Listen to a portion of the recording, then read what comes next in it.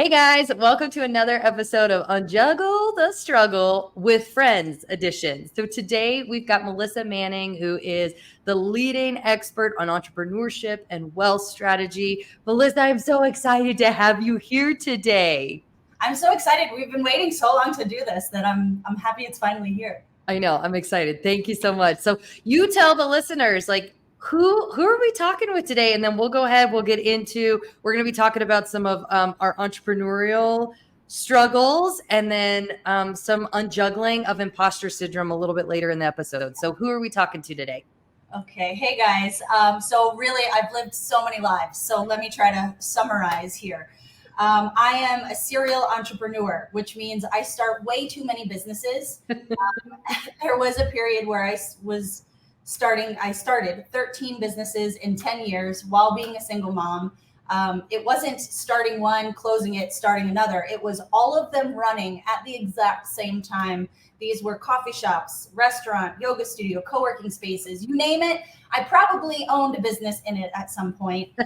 And what I realized or what I noticed when I was doing all of that is people kept coming up to me and asking, friends and peers and employees, they kept asking me, how are you doing all of this? Because it was a lot. It was a lot. And I also owned real estate. I had an Airbnb business. Like I was running around morning till night. And so they kept asking, how are you doing this? And I didn't even know how. I had an idea. I woke up with an idea. I got obsessed with the idea. And then I didn't stop gnawing at it until it manifested. And because of that, I was able to start all those things. But obviously, that's not really helpful for people. So I started doing business coaching so that I could help people more, help them do what I've done. And then I began to develop what I call the Bold Blueprint, which is a set of 7 steps that help people from start to finish create their business. It doesn't only have to be a business. It could be a plan to reaching financial freedom. So it starts with your vision. And then, it goes through all these other steps that we need to clarify and create strategy around so that you can create whatever the heck it is you want to create in your life. I love it. I want to hear more about like how it came about. And I think that's going to come out in some of our stuff. So 13 businesses. So like multi-passionate, obviously. You are a total powerhouse. In fact, that's actually where we met at Lindsay's first Powerhouse Women event. I feel so blessed that our paths have crossed. Tell us, how about anything personally you want to share? About Powerhouse or just in general? Just in general about maybe like where you live. What's something fun you like to do? Well, I host a weekly volleyball networking, not really networking, just a volleyball group, because I played volleyball in college. And actually that's, in terms of entrepreneurship, I think sports is like irreplaceable. It's so valuable.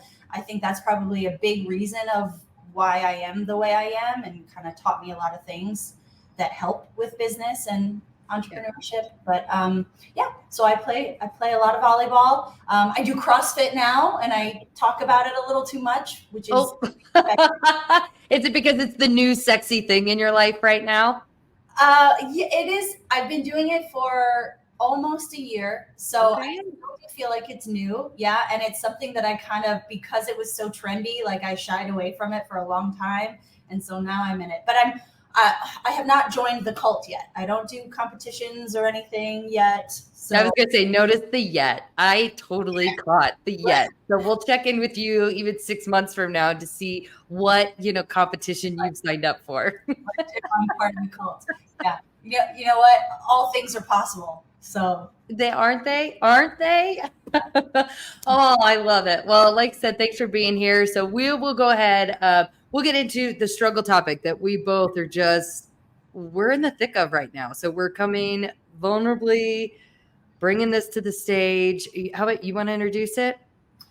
So really what just came to my mind is juggling. Juggling so many facets of being an entrepreneur, really, and I said this to you earlier that it's something that is relatable to, all aspects of life, right? It's not only if you're an entrepreneur, but it's juggling all the facets of being a mom, being a wife, being a friend, being a family member. And then if you are an entrepreneur, on top of that, now you've got an expert in marketing, you're the accountant, you're the PR person, you're the host of all the event. You are everything. And it gets a little unjuggable. Unjuggable. Yes. Unjuggable. Oh gosh. Sometimes, you drop the balls. So many balls. Yeah. Well, and I'm sitting here, I'm like, oh my gosh. Okay. Thinking about the in-person events that you're doing and the effort that goes into that. And you're doing these weekly or monthly? Monthly. Okay. And so now, like, where are those events at today? Like, what are you coming up against? What's the struggle with the events right now? So I know for myself, and you can tell by, the short bio that I just gave, that I love to pile things onto my plate and think that I am capable of everything all at the same time. So I tend to add a lot more things than I can actually juggle. And so that's something that I'm aware of. And it's something that I really am trying to consciously make decisions around so that I don't overpromise and underdeliver. Right. Mm-hmm. Yeah. So the start of the networking events, I really wanted to keep it simple for myself. Like, just pick a place, just post about it, and whoever shows up, and, just chatting, not a lot of structure. Since doing that for the last couple months, and now I'm reading a book called The Art of Gathering, which, obviously is about how to host better events. I'm realizing that I, in order to make these events valuable for people, I really need to add more structure, add more intention to them. And that scares me a little bit. But so not only that, it's just the consistency of it, right? It's just every month you have to let all of your groups know that you're hosting this again. You have to remind people, you have to post a couple times about it. You have to have it listed in multiple places and make sure all the information is correct. And when it's a physical event, sometimes the rain or the weather messes with it. Sometimes the restaurant has an issue and they can't host your event at the last second.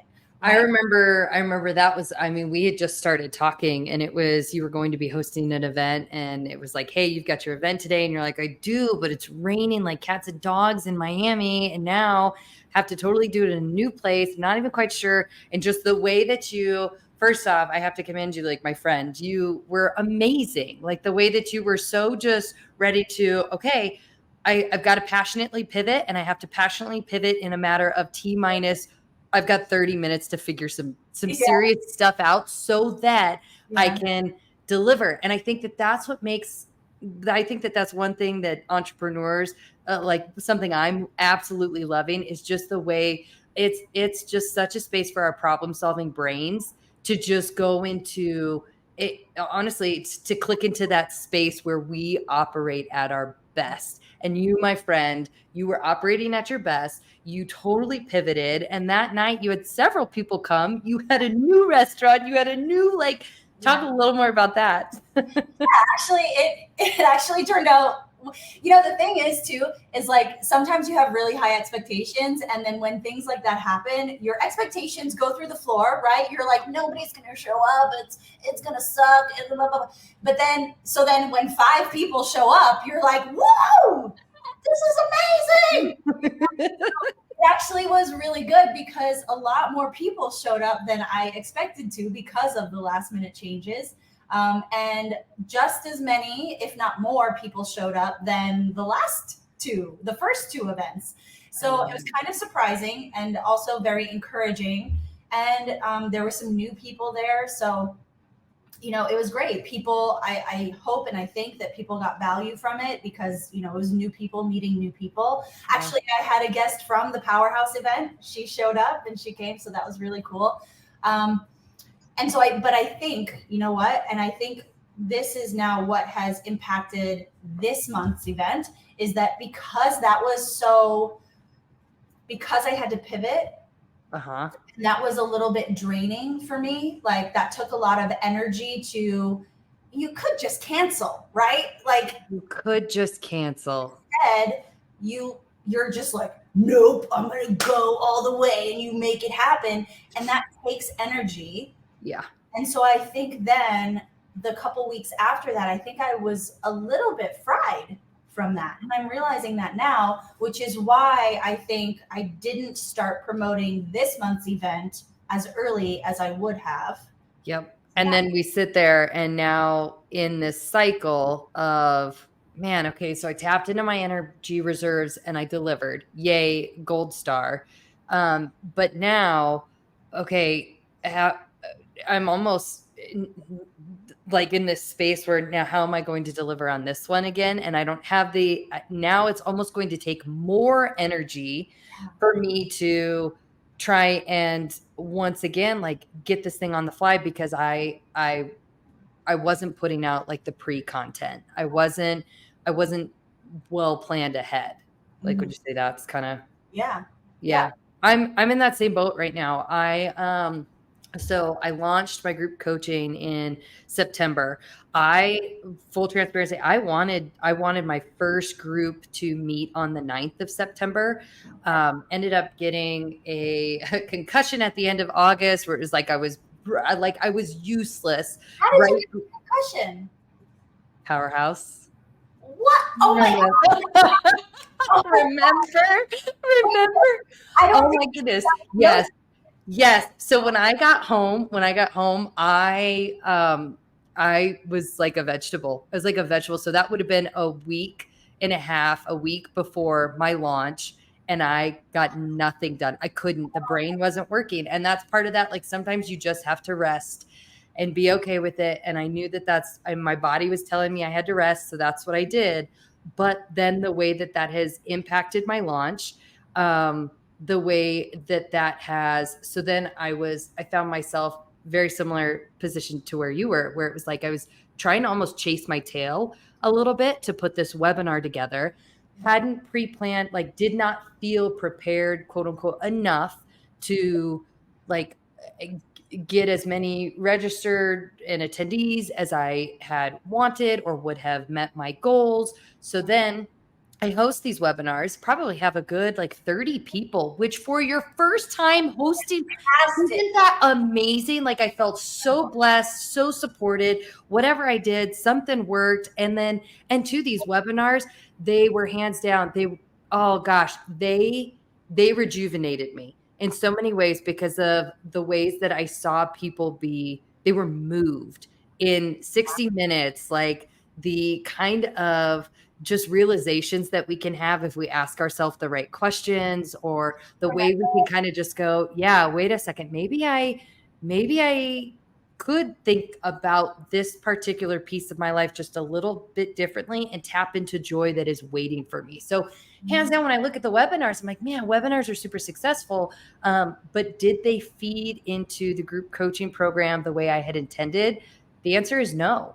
Okay. And so now I'm sitting here in this spiral of like, okay, there's nothing wrong with having to extend a launch, except for number one, I'm working through feelings of feeling like a failure, which is ridiculous, right? Because we're so hard on ourselves. Wait, but why? So it didn't operate, or it didn't, like you had expectations of how people would interact maybe? Yes. Yeah. With how like the follow-up that would occur after the webinar. So, well, yes, the whole intent of the webinar is to, it's to serve from that kind of a platform. I had never served as a coach from that kind of a platform. And so it was such a cool experience for me. I really did. I loved it.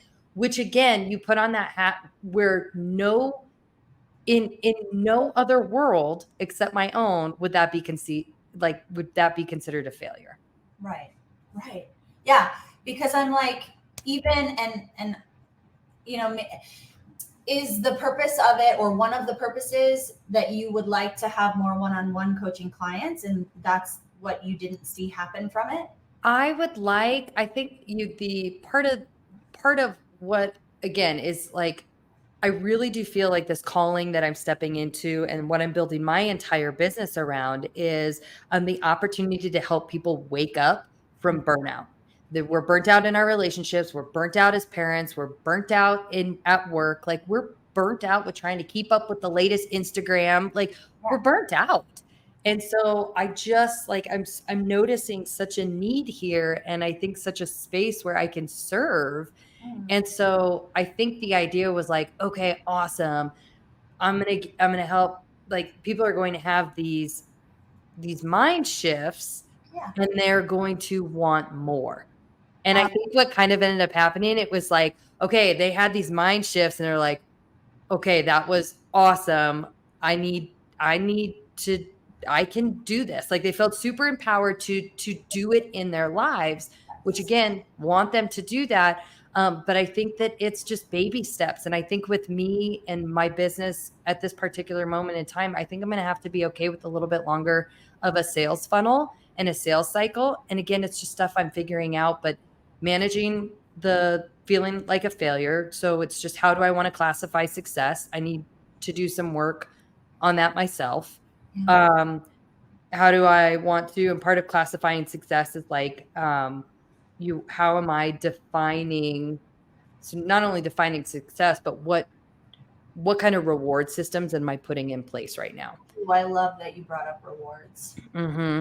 That's I think that is such an underestimated thing. I have a good number of clients right now, and it blows my mind. It blows my mind, first of all, how everybody is, for the most part, same, right? I know, same. Change, but like everybody, for the most part, when you ask them, how are you going to reward yourself? They say, well, the goal is the reward. When I achieve the goal, and that is not how you prevent burnout. That is how you cause burnout, right? Exactly. Setting up rewards is so important. Exactly. And I also, like what you're saying is, I hear you, because I feel the exact same way when I do things like that, but it's easy for me to say it back to you, right? To be the mirror. And what you already know is that the fact that you had your first webinar, you had so many people show up, and now you have new information, right? I do. I know all of it is, it is a win all the way around.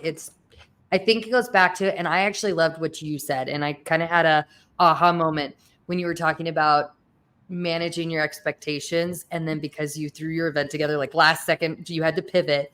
And so expectations became really low. So I'm always trying to manage my expectations. Yes. But what you kind of said that unlocked something for me was like allowing our expectations, allowing us to still be surprised. Mm-hmm.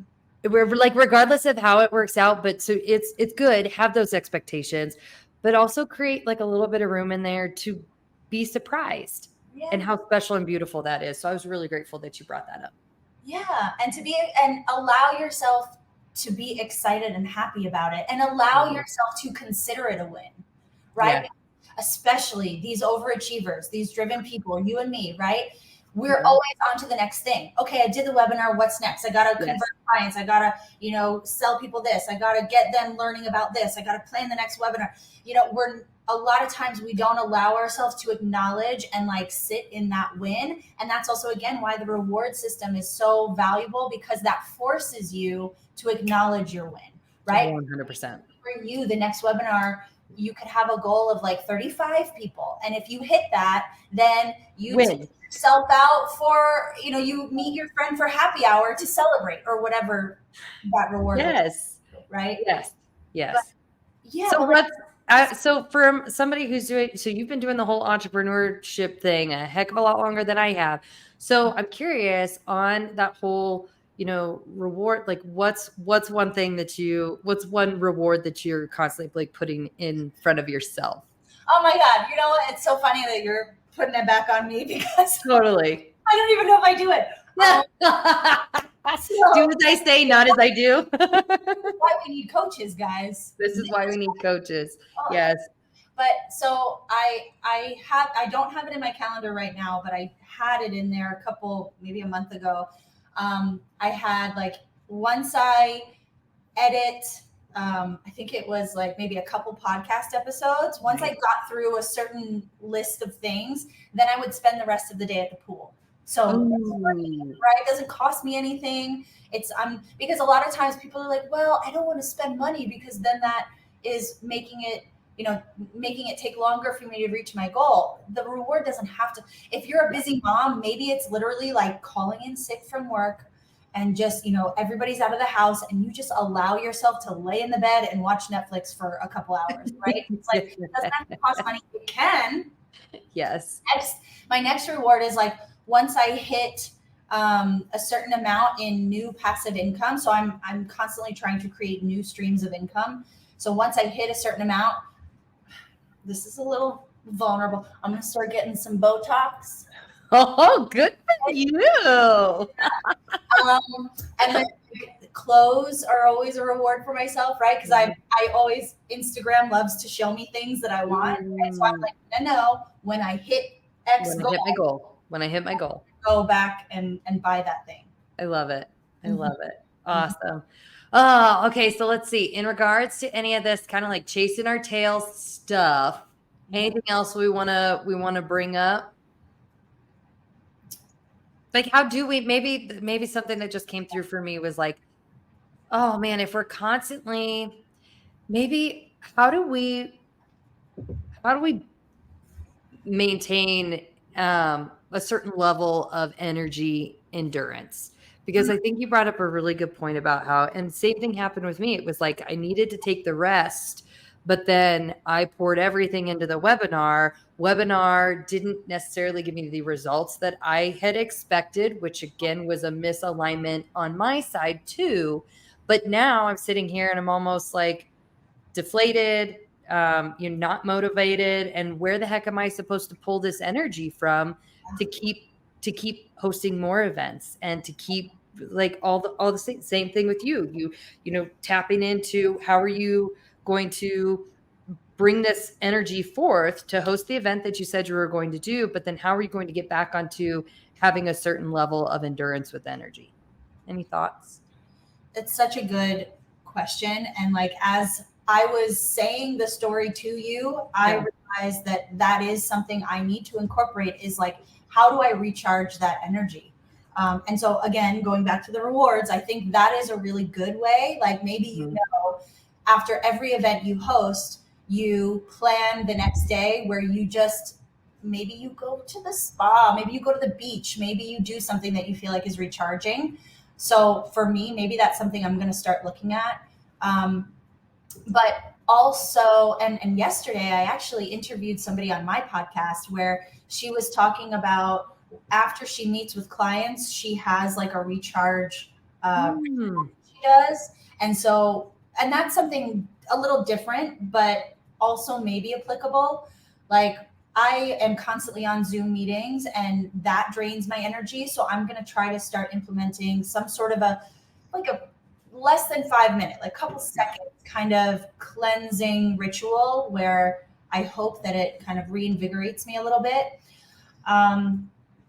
I think this is going to be something that I struggle with, and why is like, I'm having flashbacks to my corporate days where and my team and I, we always used to laugh about it because it was like, you have a lunch break, right? But I swear there were about 15 years where I didn't take a lunch break because you're so in the work that you're doing, or you're so needed, or your calendar is pulling you in 100 different ways, where it was like, we would have to, it would normally be at the start of the year, we would all commit like, hey, we're going to, after, we'll take 10 minutes to walk or something. And it starts really well. But then by the end of the year, nobody's taking lunch breaks again. Nobody's doing their walks. So I think I might struggle with like having to actually schedule some recharging times. But I think the way that you're putting it, at least that's the first step. Knowing I'm going to have my launch, knowing I'm going to do a webinar, and then scheduling the following day to just be a rest and recharge day. A vegetable. Yeah. Sure. I had two thoughts Yeah. while you were just saying that. One of them is am I going to forget the second thought? I've already forgotten the second one. The first one, the most important one, was we've been sort of squeezed into trying to build our lives around a 24-hour cycle, right? You've got 24 hours in a day. You're trying to take a 1 hour break, right? And you're trying to recharge yourself with these little tiny crumbs of time during the day. With women, I don't know if that is the best way to do it, because if we think about our bodies, if we think about ourselves, we are on a cycle that is more of a monthly cycle, obviously. Uh-huh. Yep. And so what I've been trying to do is not try to squeeze in so many things in one 24-hour period, but try to squeeze them in on a monthly period. So now what I'm doing is like, I'm trying to block off a week of every month where I am focused only on content. Because what I was trying to do is like, I'll do 2 hours of podcasts, then I'll have my Zoom meetings, then I'll pick up my daughter and spend time with her, and then I'll do this. And I never can get myself to really adhere to that schedule. And I always just feel like I'm running on a treadmill and I'm exhausted. And so I think compartmentalizing the month in this way makes me feel more relaxed and makes me feel like there is time for everything. Great idea. I used to work with a coach who she got this, I think she ended up getting it from Lindsay Mango. I don't know if you've heard of her, but she's where it's like she only quote unquote works or is available for calls and meetings or events 3 months or 3 weeks out of the month. And then that last week, it's a week where it's either just admin stuff, or it's a week where she can take her kids to the zoo, or it's a week where if something needed to move over the last 3 weeks because there was an appointment or life happened, she could pack it into that week. So just like purposely, I know that's an end goal for me.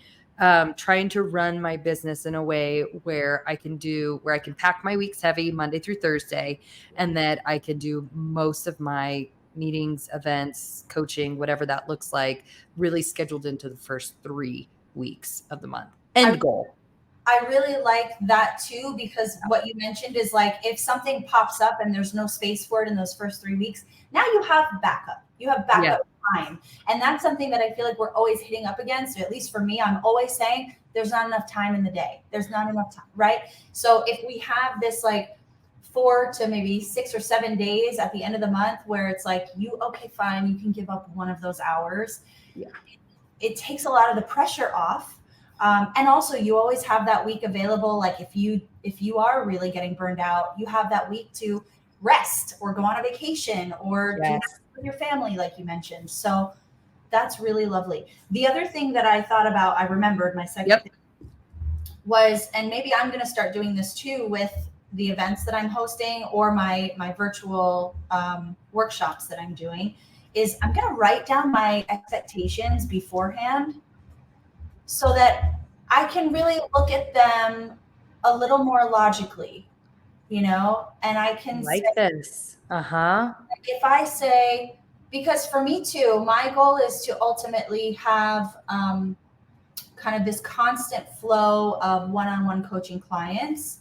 And so maybe it's like, if I'm hoping to get 5 new clients from this workshop, it's like once you see it written down, it kind of takes away the power a little bit. And then you can also think about, well, if I only get 1 client from it, that's maybe the worst case scenario, or no new clients at all from it, then at least I've, added more people to my email list, and now I can share all this value with them that way.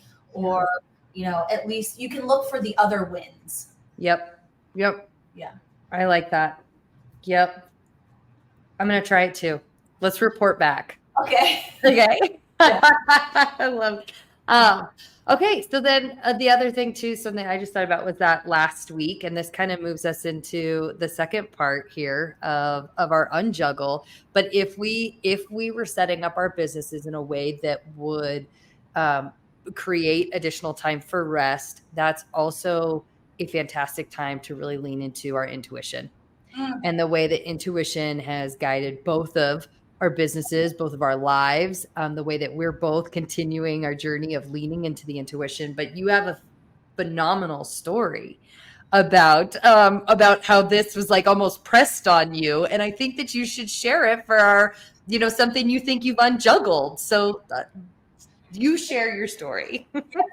So you guys, Brittany asked me, what is something that I have unjuggled? And this is the first thing that came to my mind, but I wasn't sure that it fit the criteria because it kind of felt like an involuntary unjuggling. Like she said, it was kind of felt like it was pushed on me.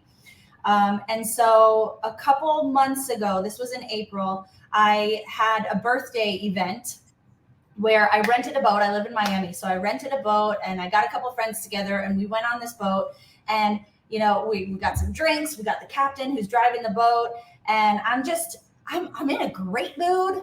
It's a beautiful day. I got my drink, everybody's happy. We got music playing and I was just really trying to be in a moment of gratitude, like I'm really trying to be present and be grateful for what's going on. So that's kind of the mindset I was in that moment, just joy.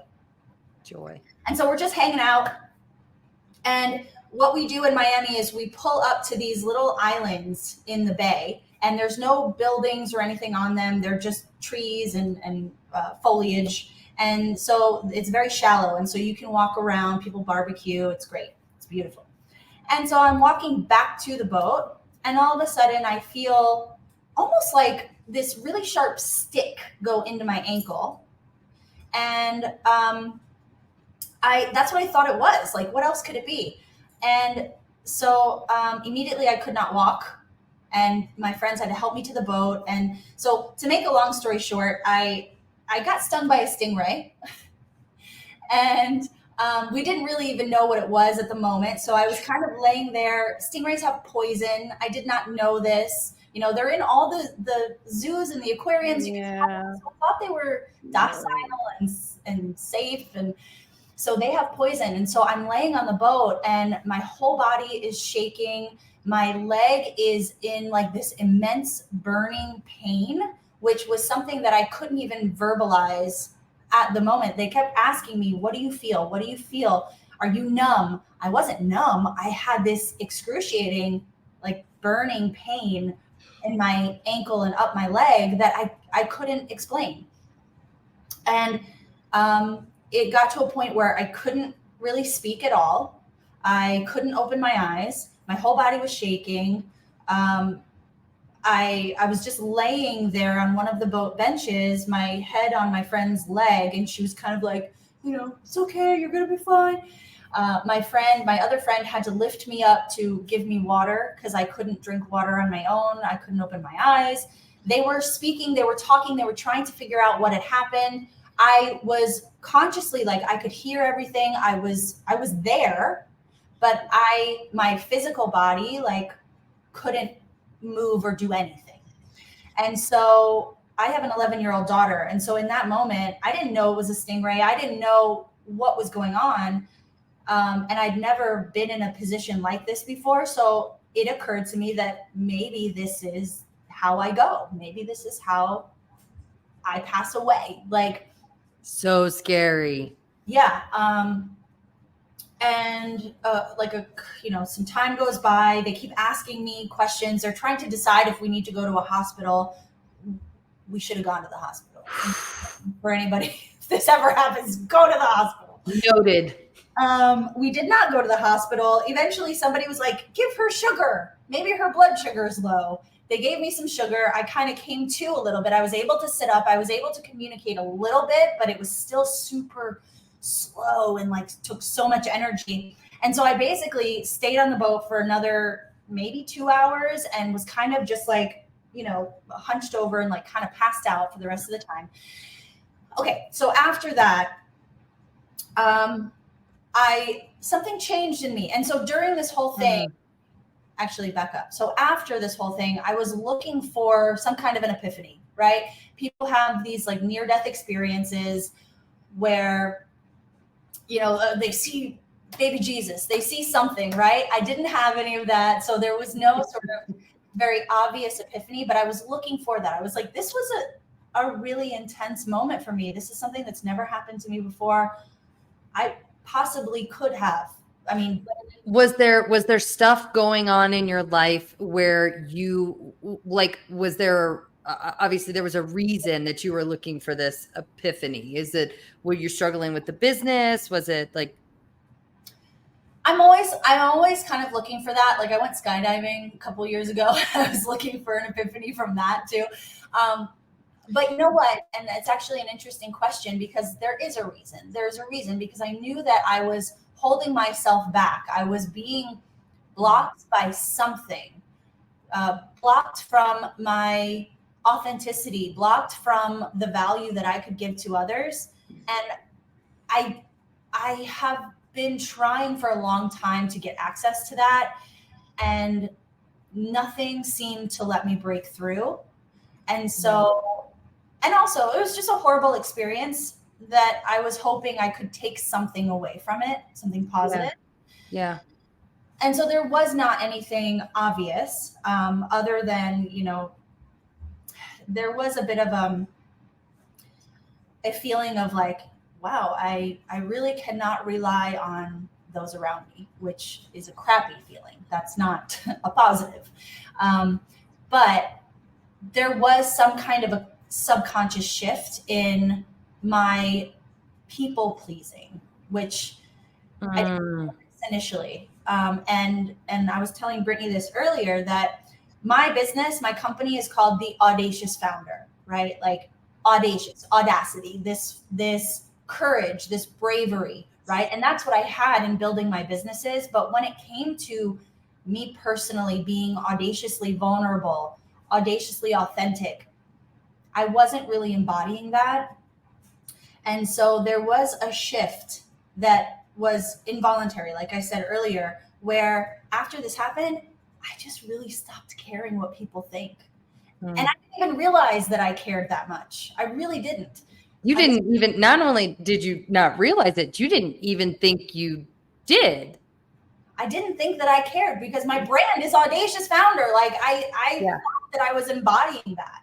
Yeah. But this showed me that I really wasn't. It took me to another level of just like not caring what people think. And that is what's holding all of us back, honestly. Um, Mhm. and Brittany, you asked me for some steps that could help other people get to this point. And that's like a really hard question because this was something that I didn't consciously do. Like it just happened because of this experience, and I don't wish that on anybody. Yeah. Yeah. You're not recommending that as the step, like, go put your life on the line. For that experience, guys. It'll change. Yeah. So leaning into like, so you were looking for this epiphany, and it it it did find you to some extent. On its own. Yeah, on its own. It wasn't forced, and it definitely wasn't even like, the outcome of it wasn't anything like what you thought it would be. You didn't think it would be this like harsh, almost reflection in the mirror. Uh-huh. Yeah. Yeah. Um, and so, because you asked me for steps or tips, I did come up with three things. Um, and the first one was through our conversation, which was like, we have to stop waiting for that 100% certain sign, right? We have to stop waiting for that moment in the future. We have to stop waiting for something obvious that gives us permission to do the thing that we know. I always knew what the value was that I can give, but there was something stopping me. We have to stop waiting for that permission, and we just have to barrel through that wall. Yeah. And the second one is find and surround yourself with people who support the most controversial pieces of you, right? Like this is one of the reasons why Powerhouse, that event that I met you, Brittany, at, was so powerful for me because it reminded me that there are people like me, that I do belong, right? That I'm not the odd person out. I'm just surrounding myself with the wrong people. Yeah. And One of my favorite comments from that, we were all, goodness, where were we sitting at? we were sitting at dinner, or the next morning we're sitting at breakfast, and I'm definitely paraphrasing here for context, but it was just like, to some extent, we're all sitting around there and we're like talking about our private jets. And and all of us, there was like 10 of us at the table. All 10 of us were in it, man. Like we were manifesting our own private jets, and that's exactly where we all wanted to be in that moment of time. Yeah. And I think I said in that moment, or at least I thought it, that I don't think I've ever had that conversation with any one of my other friends. Yeah. Because it's not something that's on the radar. And if it's not on the radar, you can't manifest it. You can't manifest it. Yeah. It has to be on the radar. Finding your people. So if this happened in April, so can you, like, what are some of the ways that your life has pivoted since this event? So a lot of the things that I'm doing now, I was doing before, but I'm doing them with a different energy. I'm doing them with a different confidence. Before, when I was doing them, there was like this underlining feeling of imposter syndrome, feeling like I'm going to be found out, even though I knew logically I had done all these things. Yep. I knew all of these things that I was claiming to know and to be able to teach. But there was still this feeling of, I'm going to be found out. Right. And now it's just like all the doubts, all of the insecurity has just fallen away. And I'm just like, it is what it is. It is what it is. Let's be audacious, man. Yeah.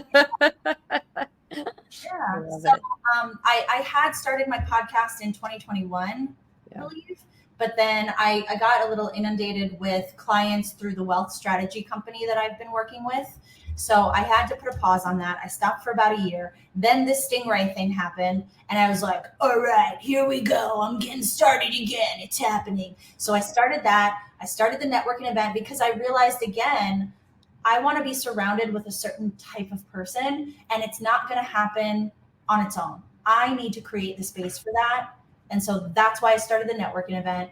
And then again, the workshops, same thing. It's like, I've got stuff. I've got stuff to tell you. So like, here's my workshop. Come. Yes. I love it. Oh my gosh. I just love your soul. I love your energy. I love your story. I'm just I know it was quite a traumatic event. And at the same time, everything truly again happens for us. And I love that. Yeah. You chose to look at it and to let and allow that event move you through to this next part of your transformation. And I think that's beautiful. Thanks. Yes. So good. So good. I loved all of this. So anything else you want to share? How about what if folks want to keep like learning more about you and they want to connect with you?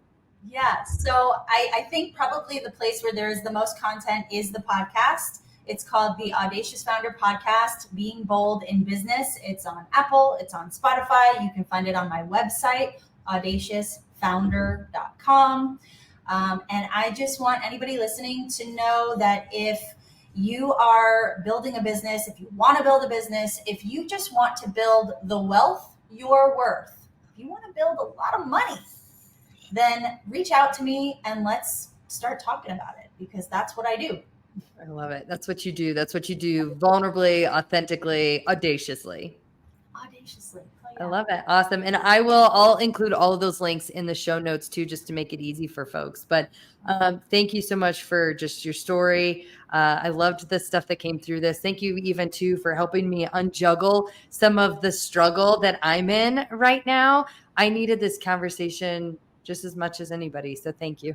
You're welcome. And I love that you were open to, unjuggling that and looking at it from your own perspective. Totally. All right. Until next time. Bye. Hey, thanks for listening to today's episode. It means the world to me that you're here to ride in the struggle bus with me and that you're willing to consider different perspectives, tools, and techniques that just might provide a little bit of relief and get you one step closer to the abundance that is available and waiting for us all. I hope you take a moment to grant yourself some grace where you've been denying it, some love where you didn't realize maybe it was right in front of you, and some faith where you thought all was lost. If this episode had an impact on you, would you please share a comment with a review? I'd love to hear what landed for you, and it helps us get the word out to our fellow struggle bus writers. So please review what was impactful for you. Just know these episodes are a pure labor of love in a space where I'm growing alongside you. I'm evolving every day, and I look forward to all the ways and the things and the perspectives and opinions and choices that will change over the course of time in my own life, day to day. Until next time, just know that you are loved, you are divinely cared for, and in the struggle, the journey of this life really is beautiful. I'm glad that we're in it together. Cheers.